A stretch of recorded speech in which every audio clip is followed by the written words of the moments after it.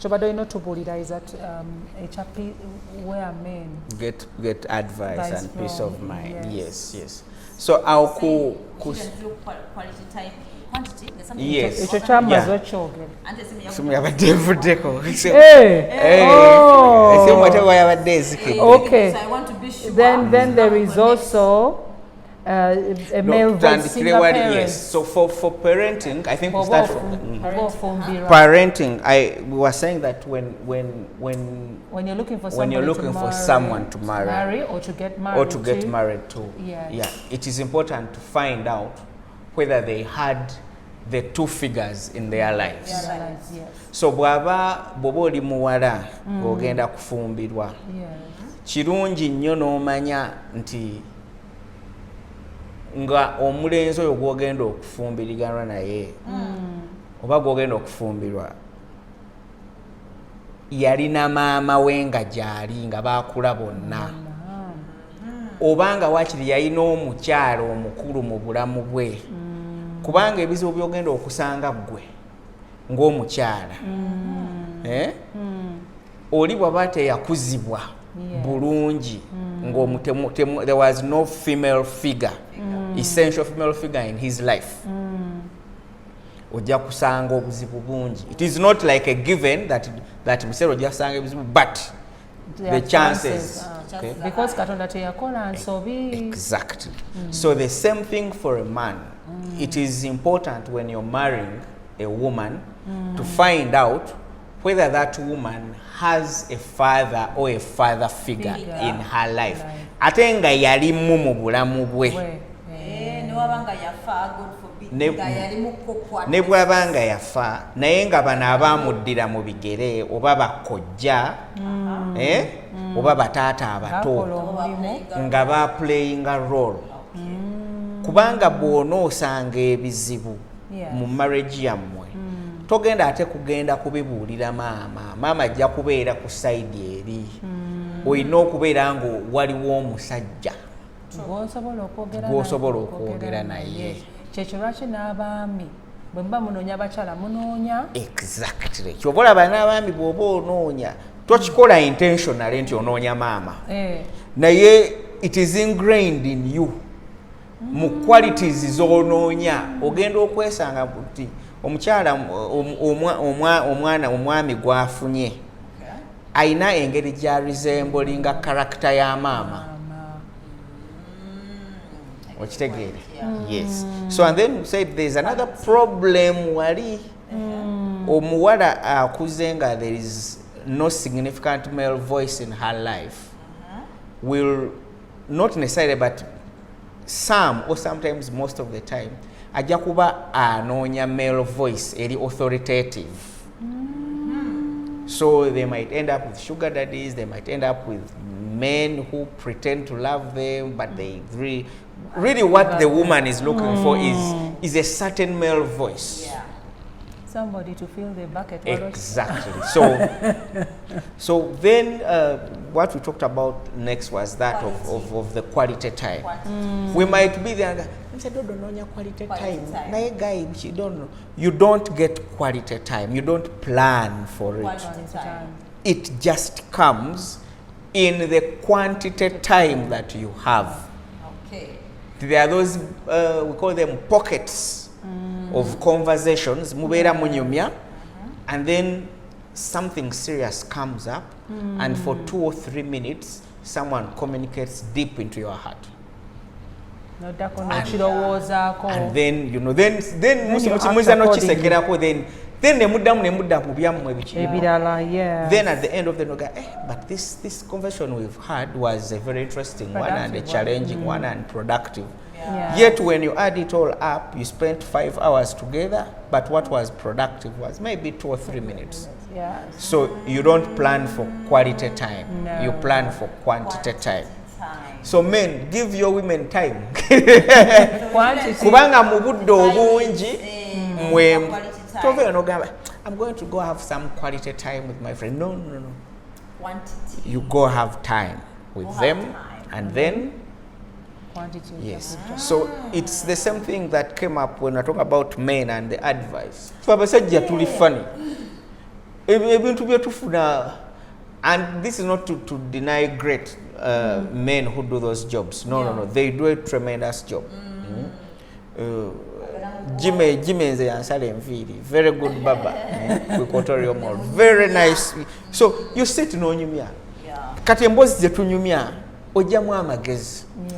And like we said, omuntu kiyinza okuzibwalira okufuna information oba advice okuva bemu.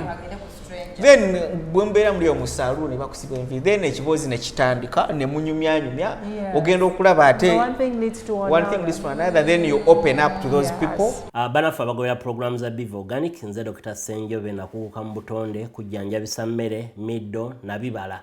Biva Organic tuli wano Mengo opposite Masengere ku Biva Organic House ne Hoima opposite Equity Bank.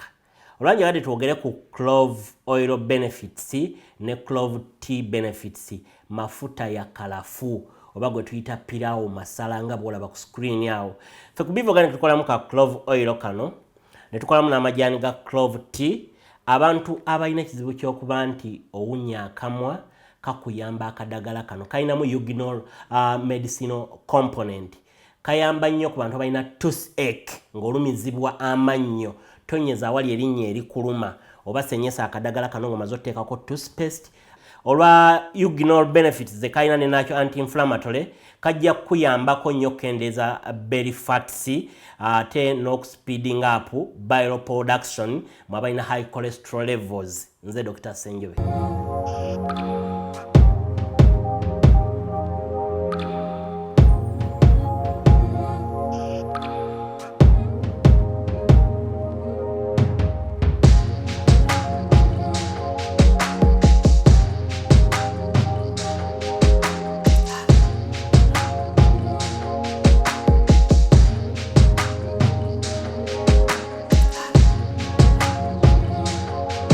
It's my recommendation.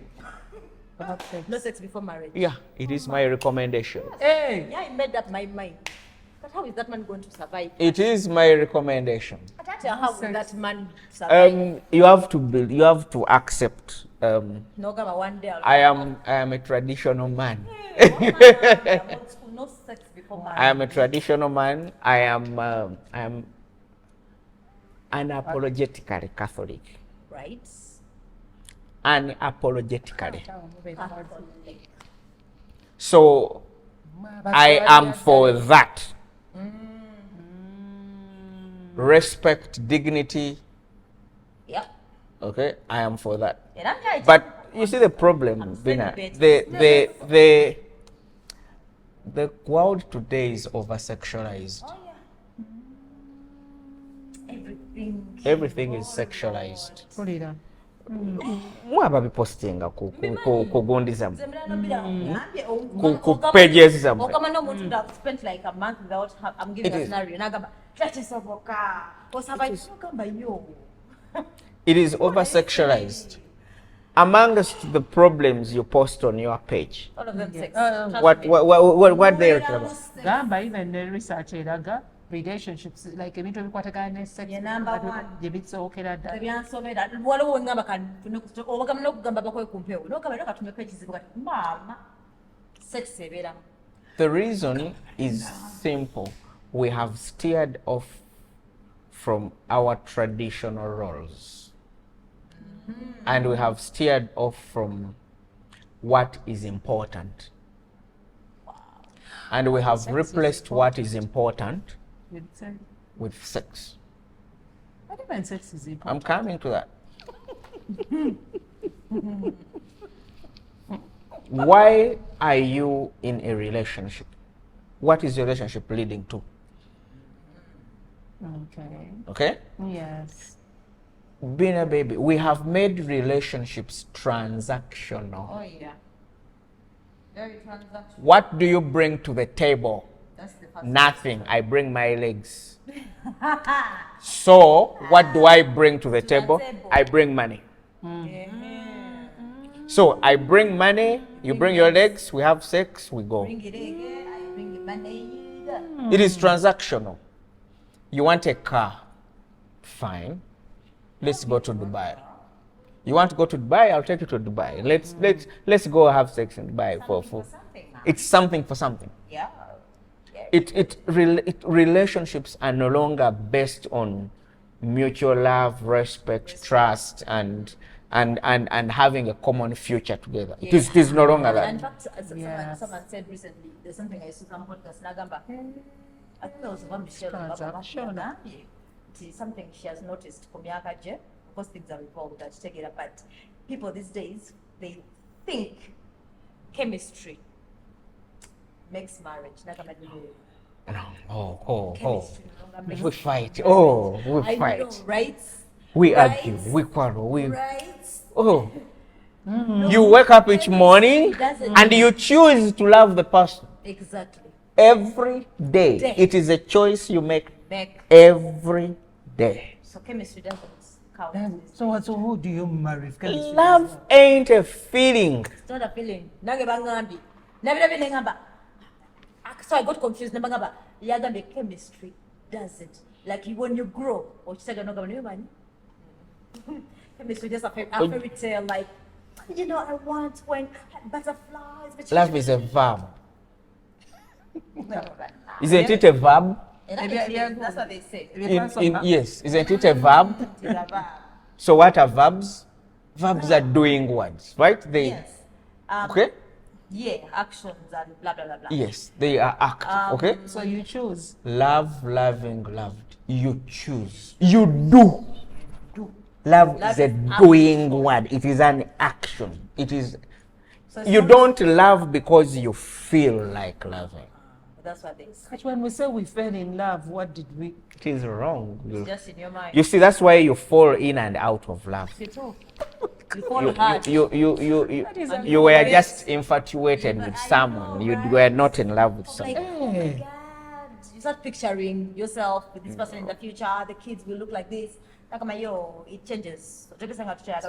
Then another thing. It's why we have porn. Exactly. Emasculating men, making men into weaklings. Then Nagamba hard. The man is after coming. Exactly. Doesn't matter. That's why they say For you, you are after the money. You are after the car. You are after the phone, the newest bag, Louis Vuitton. You're after. That new shoes. That Doreen, stilettos. your inbox sad. is You're making- flooded with those Very messages. thirsty, very thirsty. Gwenga, that is sad. The way you're saying it, it becomes irritating. Like, It's the truth. It's a reality. And people onotanjagala wenkomentinga kugundize kupostize because You see, even those questions I see, but people think it's me. ate ebisinga you even tone it down But now I edit Gamba. because for us we get them here. Editing and no Gamba. There's someone who sent a message, you know, Ningamba. Nga the man. The man you know, betuli, you know, name. How can I say this? Katinenga ambuza, can you love two people at the same time? Munga so akugamba man, it doesn't make sense to me. Katinenga ambaze katitaka yakwencho. Nemunyonya nemugamba my idea, I know it's these days, but chiringa chiri normal. It's not normal for everyone. Let me ask like that without chibagamba. The like world, as if I'm in another world. the world is now upside down. Inbox, my dear. The world is upside down because the hope is very simple. I saw this. Now we see younger people trying to come back to find purpose. They make mistakes when they are early. Maybe that's so better. Find purpose and pursue that purpose. It's why I like Kutesa. However hard he is, sometimes what we need is a kick in the ass to see reality as it is. Wake up. Okay? Many people think, yeah, these young people think. Okubyogera tekitegeeza mbu ki. Boarding schools tezikyatuyamba. Boarding schools like Boarding schools zibakolera ki? bagende batufuule There is omusomesa. My brother Lawrence is a head teacher, and I'm also a teacher because I lecture at the university for about now 11 years. But omusomesa omu yagamba nti nyabo gw'olina abaana bana bakulemye okutereeza oyagala yenze mbakutereereze naye nze ntunulira abaana akakaaga kasanvu 2,000 kati gwe ompadde ababo bana n'oli ampadde n'oli kati gwe alina abaana bw'oba olemeddwa olwonzi alina 2,000. naye mu boarding schools they are termed like ebintu ebimu Terming what? Charity begins at home. naye nga luli batwalanga mu boarding schools ne batugamba tugende tukule. We are in the business of monkey see, monkey do. Teacher yatugambanga, when mother cow is chewing grass, sister calf looks on and watches. Yes. And then afterwards, She also learns. yes. Kakati, if I'm learning from home and from society that is okay to sleep left, right, and center, and get a phone, and get a new shoe, and get what, Then and in the get boarding what. schools, you tell them it's not good, you teach it. No one has time. I've talked to a lady here, Yajja, and she said, in our senior 4 there was no virgin girl. Imagine. They all had slept. The who had slept with them. The world has gone mad. I have said relationships have become transaction because Dodo has a very nice phone. I'm gonna get it. And I know Dodo is with the other guy, but I also know she sees another guy, and then I'm not going to be faithful to my boyfriend. I'm going to this is what I'm going to force my boyfriend to give me money. I want to go to Dubai. I want this. I want that. Like, now because my boyfriend cannot give me that, I'm going to look for other avenues. I'm going to look for other avenues. Like, now I want to And go to guess Paris. what? And guess what? Some men, in fact, not some, most men, because remember we've said life is no longer challenging. Yeah, most men. So most men have also lowered their expectations. Okay? Wow. Yep. Abasaja ye expectations zammwe muzisiza nnyo wansi. So what are they looking for? Low hanging fruit. That's why they've made it hard for us. Like some of us who play hard to get. Like No. they're like, "Go man." Teacher yagala stress. She wants a phone, I can buy a phone. Right. She wants dinner once in a while, I'll take her to travel. dinner. She wants to travel, we shall go here and there.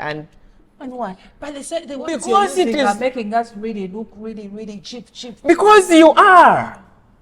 They made us look cheap. You're right. Because They you made us are. look cheap, but not, yeah, it's surprisingly not everyone. That's what hurts me. Let me Doreen, let me ask you. everyone is cheap. Let me ask you.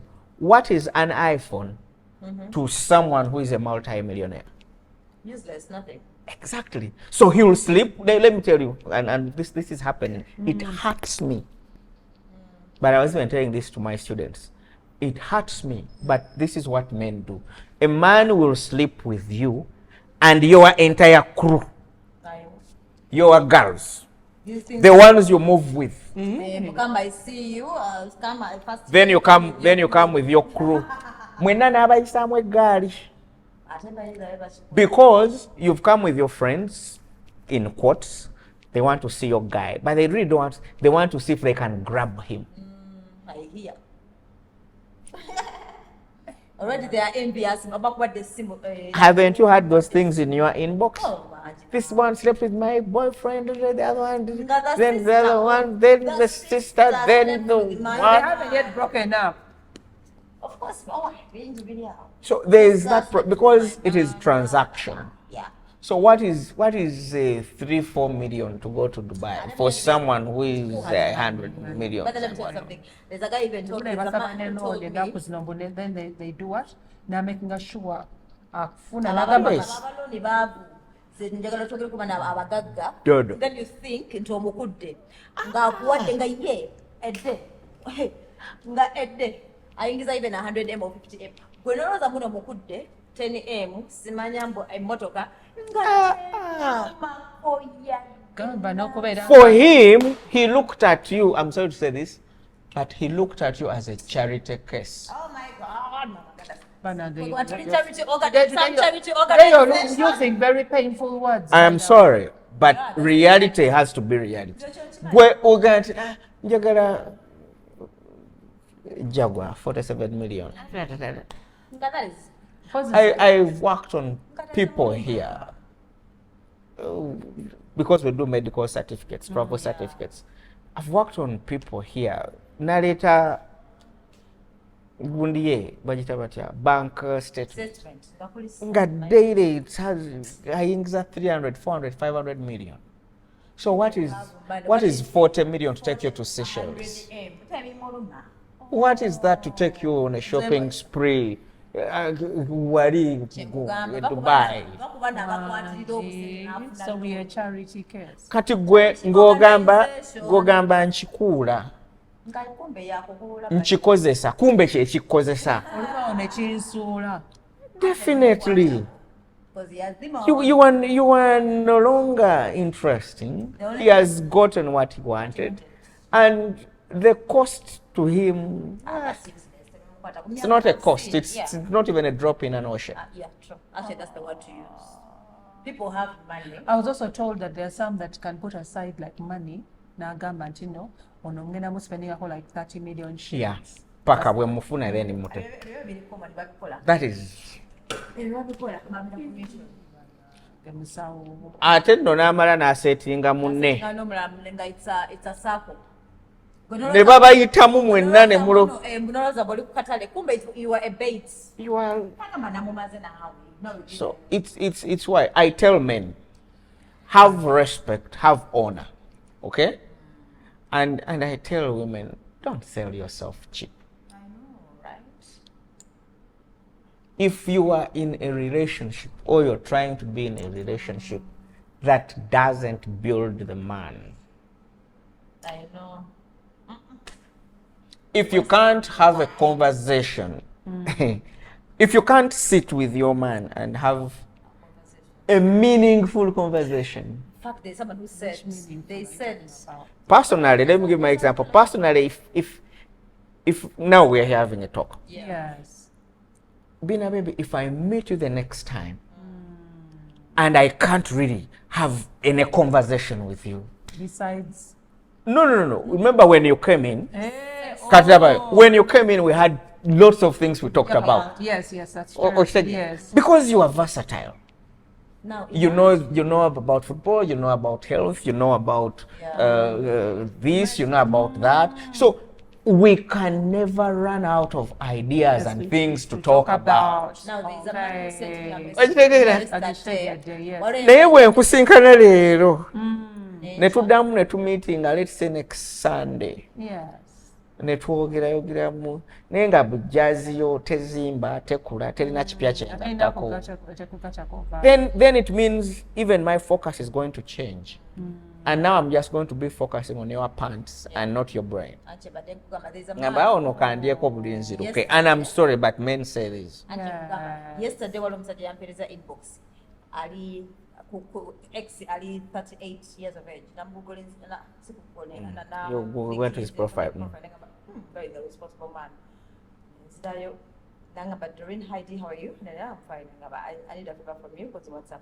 Nagaba, I'm 38 years, but I'm financially okay. I want to settle down, but still finding challenges. What's wrong? What's going on? You have a woman, like no child, no nothing, but just help me. If you ever find a woman or a girl who is between maybe 30 and 32 or 33, and she has brains, what do you mean? Doreen, I don't know how she looks like. I said, because she has brains. Send me a message. Brains. Okay, like no physical attributes, like maybe no. D. I've said brains. Never aba mulema naye nga alina obwongo.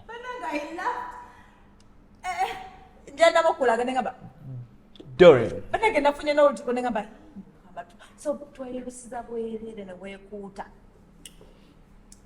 Nayogera ku njala eziringa eza sitaani n'onyiiga. How do you even wash down there? How do you even wash your knickers? How do you even peel matoke? How do you do the simple basic chores? Very good. With long nails. When do they know how to use them? That's not So- extreme. But they know how to use them. Dorine, abasajja tebabuze. Abasajja weebali. Yes, tumanyi mulimu bimukene bingi n'ebikejje bingi. Sorry to use the word, but gye biri bingi. But they're Naye, there are very good men around who are willing to provide, who are hardworking, who are only looking for brains, who are looking for people they can connect with. Okay? So I think he is looking for someone he can develop himself with. Either he's been dating these girls, Have you? Edda baali basomesa ne Enjogera y'ennaku zino kati nze bwe njogera naawe Yeah.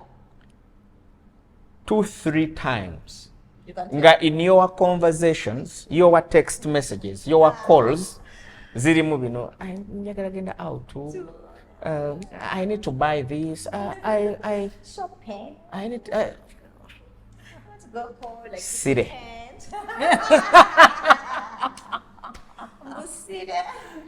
And let me tell you, there are very many men who are like that. Yenga ajja kuja kugamba nti di Saturday tugende tulabe rugby. weekend plans. So ajje naye nga ali mu kutestinga. Let's go and hang out with these rugby guys and girls. bwe mbeera nga Naye kati ng'emboozi aba rugby gye banyumya is a professional mboozi. You've been there, you know. Okitegeera? Yes, they are playing rugby. They are professionals. I dated a guy he's a journalist naye nga wa rugby banaye I was forced to study. Asobola okwogera ku N'akapiira, engineering, n'ayogera ku kapiira, n'ayogera ku rugby, okitegeera? N'agamba no. I think we don't also take Then time to study our you know what, partners. next month, why don't we go to the beach? Just, we chill. So now for the beach. Kumba ali kutest. Ali mu kutestinga. Kati bwe tubeera ku beach onananyumya mboozi ki? Have you ever been, have you ever been with someone, maybe for an evening or a weekend, nga mugenze out? After n'okomawo ewuwo n'owulira ng'oli drained. You even Ng'owulira your bucket is empty. right? You wonder why you even went out. Exactly. That time I would have stayed home and watched a movie. Like me, there are certain friends that I decided to leave. And then God blessed me with God. Nga, you get there, you're so happy. That they're really Then they just drain you. And then you go back home sad. Then Emotional blankets. Bazita batya? Banaye ne mbadduka. Ne buddamu ebyo. Mugenda okulaba olunaku lugenze. N'oddayo eka ng'oli munakuwavu. Naye kati kino. Who is pouring? Who is Who pouring in your cup? And what are they pouring? Yes, that is very good. A man is asking, I am with this girl. Usually my mentor Jim Rohn, God rest his soul, he used to say, who am I with most of the time? What is this person having me become? Number 3, is it good? Number 4, can I handle it? You said who is pouring In your cup. cup? Some people are just taking out. They are not pouring it. draining in your They are draining. Bakujako. in a love for example, your cup is full. You pouring into some cup at least. Kakati bo bagujja mu cup you ever. Gwe nosigala ng'oli Ne kusoosa nga sirina ka. Gwe toyina mulala akufeedinga. Gwe sebo Ne bana babeera ne mu marriages bambi n'ovaamu nga nabeera drained. You've had relationships before. So ask yourself, look back, say, I was with this guy for this long and what did I even tewali kye nayiga. Oyinza okuba yakuwa emmotoka, yakuwa ennyumba, yakuwa amasaawa, yaggulira engoye, naye nga obulamu bwe tebwakyuka. So who is, so who is who is pouring in your cup? And who is Okay. Then who am I with most of the time? Mbira nani obudde obusinga. What is this person having me become? Now we say you are the average of the 5 people you spend most of the time with. So what is this person having me become? Then number 3, is it good? Number 4, can I handle it? Wali obaddeko n'omuntu nga baba akutwalira ku speed ya waggulu nnyo. It's too good to be true. Something is not right. So what I did, I had to pump the brakes a bit. Yes, I'm afraid to make research.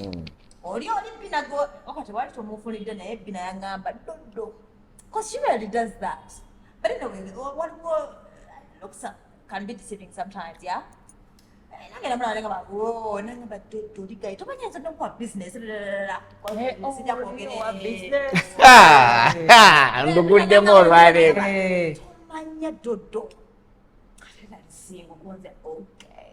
What the number has never given out my number just like that. Sometimes she asks, how come?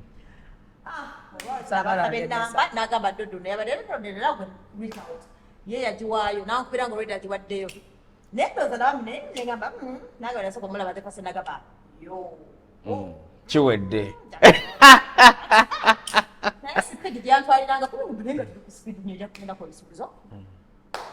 You're out to you know, want to sit down. About, I think, in less than 2 months, the speed is speed. Research. This speed is too much. What happened? We just X area yombanyo na yali yagenda Kenya. Just Banga ngumvera research ne banga bamukwano ogenda ku social media onye erinnya bwerit nagenda kulinnya nga bwe yatandika okungwa na bina bwe yamusambira okumpa enamba yange nga that very month yali yakapezi. Is it Zanzibar? They were proposing it to propose for my lady, and the lady looked like literally me. Yes. I swear I got Padagana. Not here.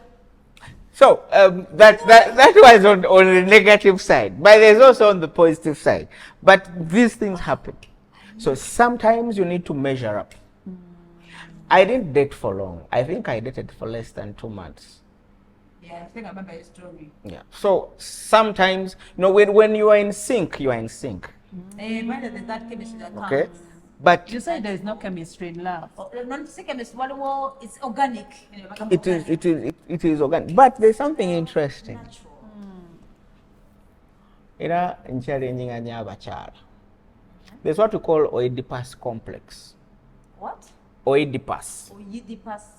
Or Oedipus complex. King Oedipus was, it's in Greek mythology. Yazalibwa mama we, then nebamusura bali bagala kumutta, so she gave him away, nebamudusa somewhere, so nakulira eyo gye yakulira, then now becoming a very strong man, then narwana entalo, he ended up, I think, killing his father, and then ended up sleeping with his mother when he came back home. So in psychology there is the Oedipus complex. Men tend to look for their mother in the women they date. Solomon Kawesa yachitugamba. Okay? Yes. So what did the mother do? The mother nurtured this boy. The mother raised this boy. The mother turned this boy into the man. So what the boy is looking for is similar to that character that he saw in his mother. And when that is absent, that boy will not settle. Wow. However beautiful the girl is. Similarly, the girl is looking for a male voice in her life. That's why you fathers must be present in the home. Because when the father is absent in the home, it is not a home.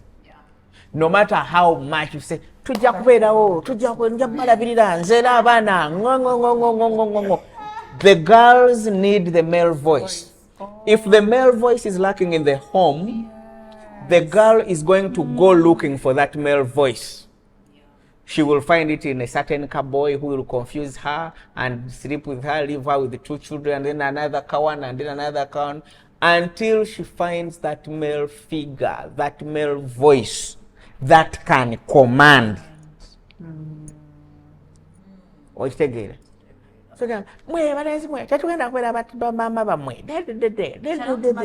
We shall not mother you, blah blah blah. There is a nurturing element that this man is looking for.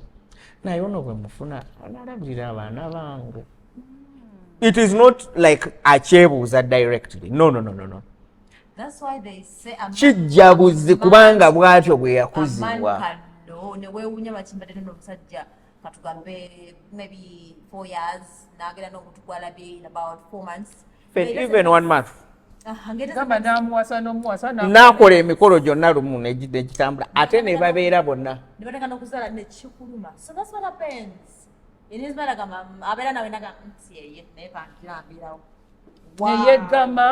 weggama ku mwana wa muno. Mu abasinga okweggama. So there is that challenge, there is that problem. But coming back home, we need to make sure that men are raised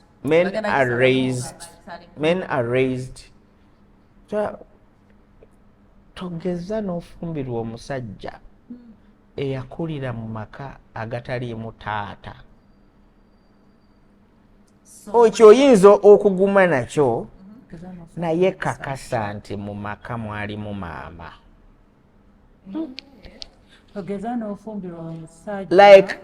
Like the opposite is true. When a man is looking for a woman, this is what I tell them. I'm like, I'm sorry, but this is the reality. However good a mother you are, a time is going to come when this girl needs to talk to her father. However good a father you are, a time is going to come when this girl, when this boy needs to talk to his mother. Katonda teyakola nsobi. Kyova olaba edda tugamba nazzi kuno nga omulenzi si yakola ki si yaleeta omukyala ewaka. Family eyamulabiranga nti wagundi waliwo omuwala bo ne batandika okwogerezeganya because of the values and what not. So that element, because of working and what like I said, everything is out to destroy the family. Yeah. And you agree with me, once you destroy the family, you've destroyed the moral fabric of society. Wow. Yeah. Uli wadde mbogenda abaana nja beekuliza. Yes. Ojja beekuliza, yes, bajja kula bafune emirimu babeere nga babbeeyi. Ne bagamba bagenda kufuna ba anko abanayogera nabo. Naye nga tebalina mpisa. Buli kimu nga bakirina naye abeere there is a lady we are chatting here. There is a lady who got this very nice guy, 34, 35. He's a nice guy. I know him. His house is well set. As in his house is well set. Everything. So this lady is a colleague, a friend to one of my colleagues, and so they were moving out and blah blah blah. Then they even did kuchala, an introduction. So this lady, one morning, ajjayo ebintu mu nyumba, amutegekera chai. So she also serves herself in one of the cups. The guy burst. Tokwata ku bintu byange tomanyi waje nabikolera. That's nice guy. Ebibyo byonna tuli mu bikola. Use these things that we have. Pastor Sabina kye yali atugamba So, mukole ebyammwe. So, Dorin, well, we might go on and on. We need to come back to testosterone.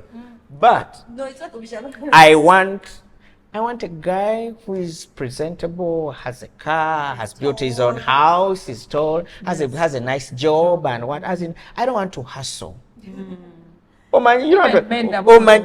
Omanyi gye yahasolingira okukola ebyo by'alina gwe by'oyagala ojja otuulemu. It is that question.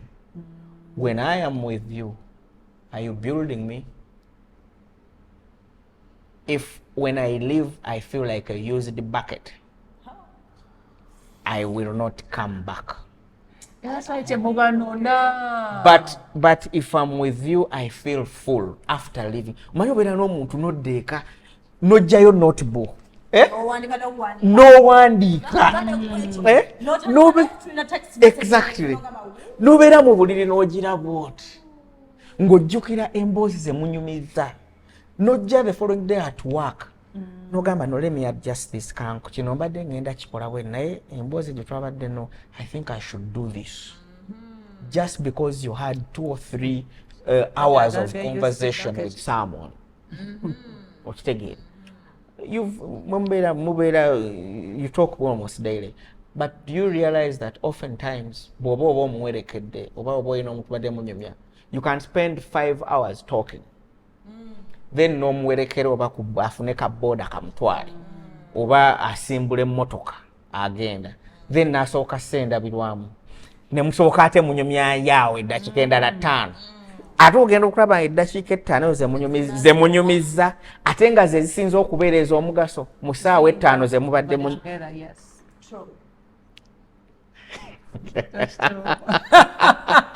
gamba noddayo eka n'okirowoozaako nomala nolyoka omuweereza text message omugana naye manyi Dodo wagambye kino kyo kirungi tukikole.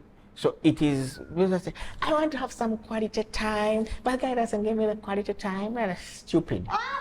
You don't organize for quality time. You organize for quantity time. And then the quality time finds itself in the quantity time. You might be there, Katuba the one, it's almost 2 hours, we are yapping.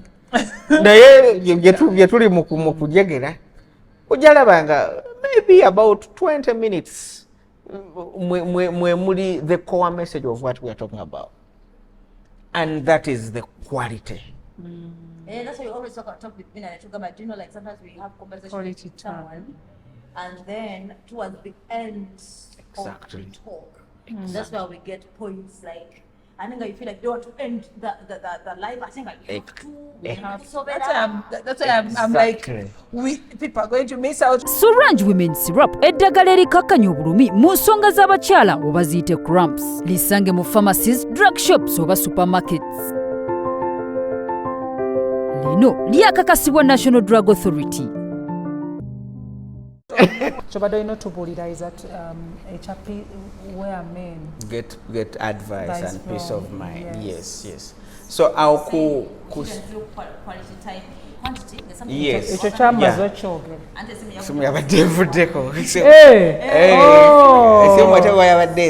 Okay. So I want to be sure. Then there is also a male voice single parent. Yes. So for parenting, I think we start from parenting.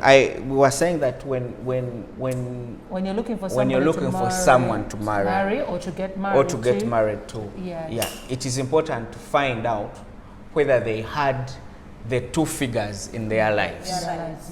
So bw'oba oli muwala ng'ogenda kufumbirwa, kirungi nnyo n'omanya nti nga omulenzi oyo gw'ogenda okufumbiriganwa naye oba gw'ogenda okufumbirwa yalina maama we nga gy'ali nga baakula bonna, oba nga waakiri yalina omukyala omukulu mu bulamu bwe, kubanga ebizibu by'ogenda okusanga ggwe ng'omukyala oli bw'aba teyakuzibwa bulungi there was no female figure, essential female figure in his life. ojja kusanga obuzibu bungi. It is not like a given that musero ojja kusanga obuzibu, but the chances. Okay. Because Katonda teyakola nsobi. Exactly. So the same thing for a man. It is important when you're marrying a woman to find out whether that woman has a father or a father figure in her life. Ate nga yalimu mu bulamu bwe.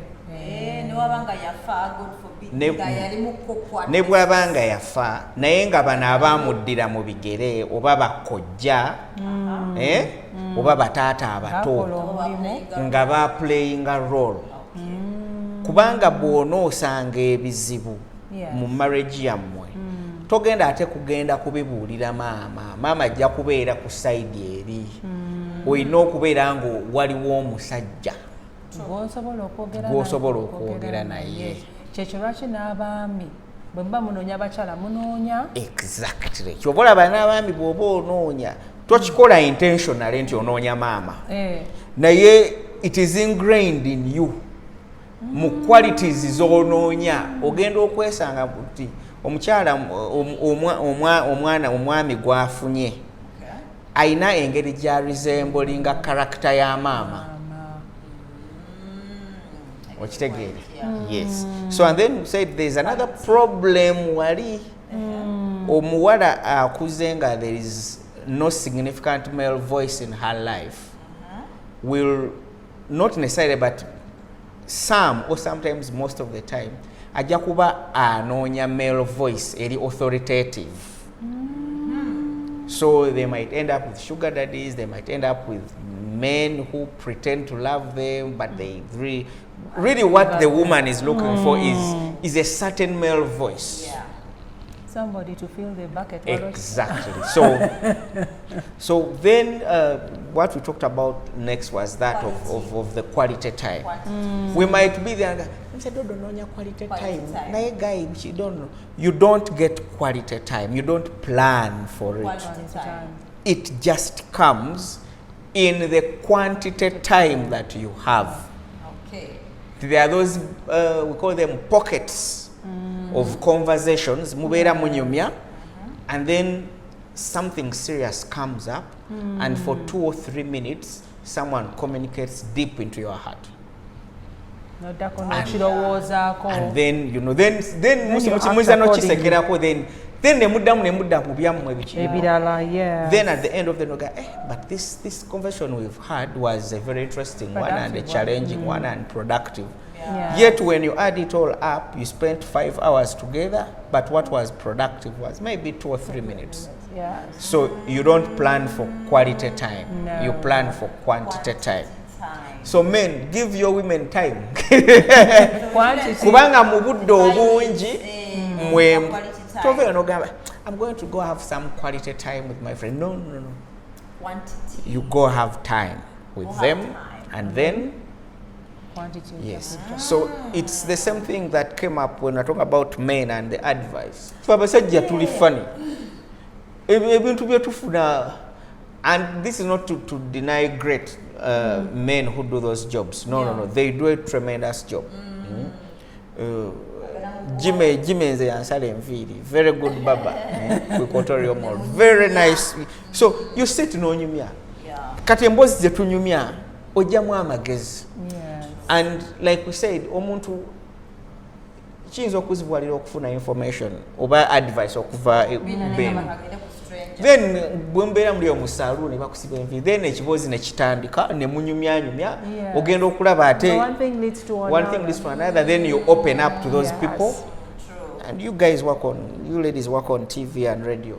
People open up to you. Yeah, they do. They don't know you, they just see you from a distance. They just want to but they open up and let you know certain things.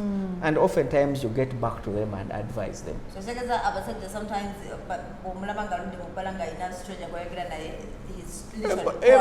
yes. Men, we are not emotional people. I know. That's why I'm like, me, I don't believe in tears. No, we do cry. It's okay for the man to cry now. And it's okay. I know they are human, but while there are those crocodile tears, I don't believe in those. Okay. So sometimes you might be on a border. Guy akuvuga ku border nga gwonyumye naye. Yes. and somehow mumbozi ze munyumya n'owulira nga bucket yo eri filled, there is something you've picked. Okitegeera mu saloon gye tubeera. Okay, now because it is a challenge mu mabaala ku mipiira, but because it is a challenge, men don't do it. So I want to advise men to get those friends that they can open up to. Kwegamba oleme kubeera bagamba nti bw'obeera mu relationship nga gwe munene weka, if you are the biggest fish in the pond, then your pond is too small. I know. It means you need to go to the lake now. So tugamba in mentorship olina okubeera n'abantu b'okuza naawe abakukuza. So bw'ova ku level 4 ng'ogenda ku level 5, it means ono gw'obadde oyamba okwambuka alina okuva ku level 2 adde ku 3 or 4. Then obeere n'abantu abali ku level y'emu naawe. So those who are below you, you are helping them up. Those who you are with at the same level, you are moving together. And those who are above you, they are helping you, challenging you to go up. So as men, we don't have that. Chanaku namwe abakyala mwagala kubeera nammwe be musinga. Then ku testosterone twogedde ku bizibu ebiri ku titi. Testosterone solutions nyangu ate ekirungi bwe tutunulira solutions tezitereeza butereeza wabula zisobola n'okupreventinga. So gwe bw'oba oli awo nga you're challenged with your testosterone levels, you can do these things to rectify them. If your testosterone levels are normal, you can do the same things to keep it higher longer. So that tolwana na erectile dysfunction, mood swings, foggy mind, and all of that. So number one, we advise you stay physically active. Kola kuduiro. But especially I want you to lift some weights because you're no longer doing things ebiku take up pressure. Okay? At least exercise 3 times a week. Exercise, physical activity improves that hypothalamus pituitary gonad axis. No bango so kola testosterone nga ali waggulu nga mungi. Of course I need advantages in that physical activity. Weyongera amaanyi, muscle mass yeyongera bichi, even your performance improves. So number 2, men prioritize sleep. Muyigo okwebaka ate okwebaka kamangu. Babatuma sente bambi. Mwe abakazi abatutuma sente tuzaagala tumanyi nammwe muzaagala era twagala ozikola naye n'obulamu tubwagala. Kyate yampa sente naye biri ebintu tabisobola naye gwamutuma akole abeere nga akola buli kiseera. So ate bw'amala ozikuwa sente then ng'ogenda onoonyayo oli owa chapati oba owaki kubanga yakuwa obudde yabeerawo biki. So confusing. You want a guy who can provide, who has a car and whatnot and whatnot. Now that guy works so that he can provide. Now when he's providing, then you start complaining. Okay, he provides. Now tampa good day. So what do we want? You know. So prioritize sleep. Or at least you have 7 to 8 hours of sleep daily. Testosterone oyo ayambuka nga weebase n'ogenda okukya ku makya nga oli clear. Kyova olaba we talk about morning wood. I know. That's why when you're waking up in the morning your penis erects because testosterone is highest. Okay? Naye bw'oba ekyo tekiriiko. Then number 3, maintain healthy weight. Bw'oba oli munene nnyo sala ku weight.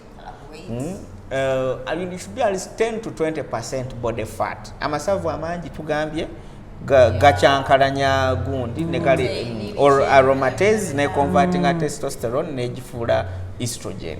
So maintain healthy weight. Then mulye emmere eyongera testosterone mu mubiri gwammwe.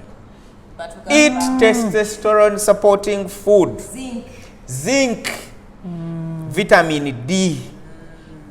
Magnesium. Ngamba nyabantu n'ebintu tubisanga mu nyama. Vitamin D. Yes, beera ko mukasana, exercise, be in the sun, eat a lot of meat. Eat meat.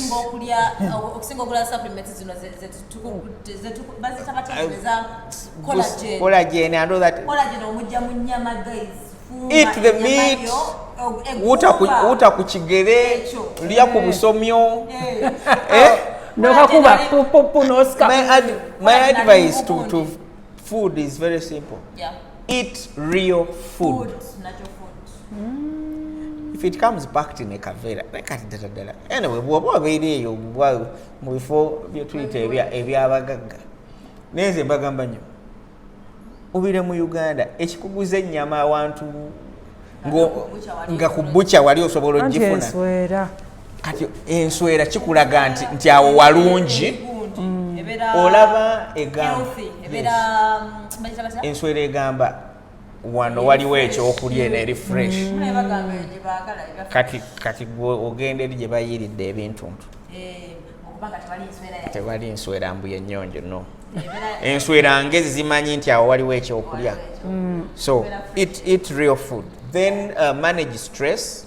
Kyetubadde twogerako abasajja tebaagala kugenda kufuna buyambi na kwogera ku bizibu bye balina. Please talk about that. If you have a challenge, meet someone. Nze ndi musajja mukatuliki ngamba nnyo abantu, even those who come when they are not Catholic. I tell them, genda mu kereziya mwati gye mmanyi. Oyingire mu confessional oyogere n'omuntu oyo aliyo. Kisooka abatakulaba naawe tomulaba oyogera naye waliwo ndoza mwogera ebitiisa n'alingizaalingiza. So it is it is anonymous.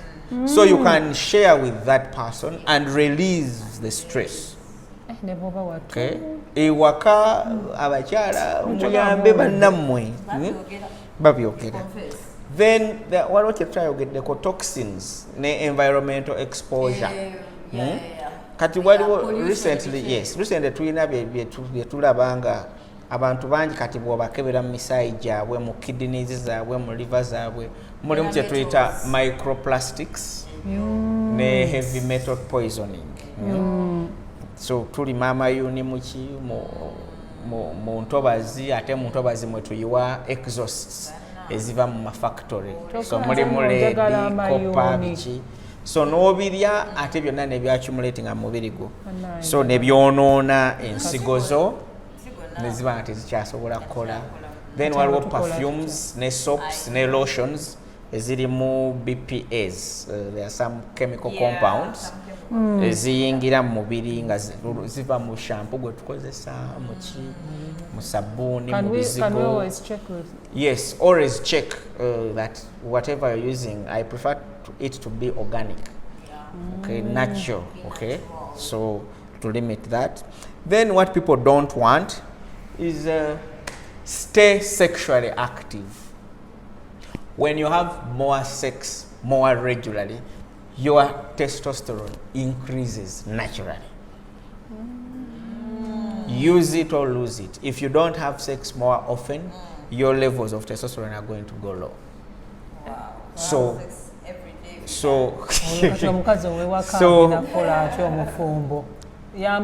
lwaki yava ewaabwe yaleka baganda be, yaleka bakitaabe, yaleka bamaama be to be with you. So have sex regularly. Okay? Men? Yes, because regular sex maintains. You have sex with a woman, so even though you say men, you're going to have sex with will I also benefit as a woman? Then lastly, monitor your health status. Oh, yes. Diabetes, obesity, HbA1c, your levels of sugar, your blood pressure, monitor. So have those regular checkups. Kireme kugwako.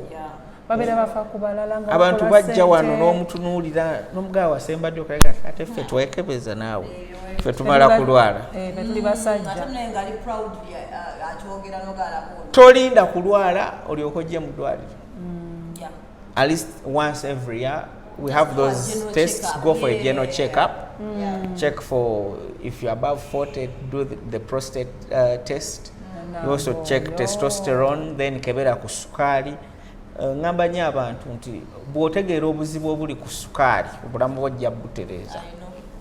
So at least do those regular checkups. Your life should be and will be much better. An overdrinker, like the one who's That is healthy.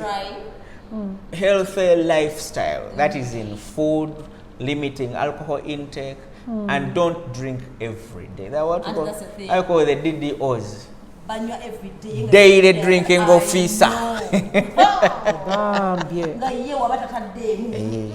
So that affects your performance Performance. because it affects testosterone and the like. I So think they're called casual drinkers. You can just casually, just once in a while. you can drink once in a while, but also to take some red wine. Red wine is very good. Healthy, yeah. Very healthy. Yeah, very good. So. Then mulabako.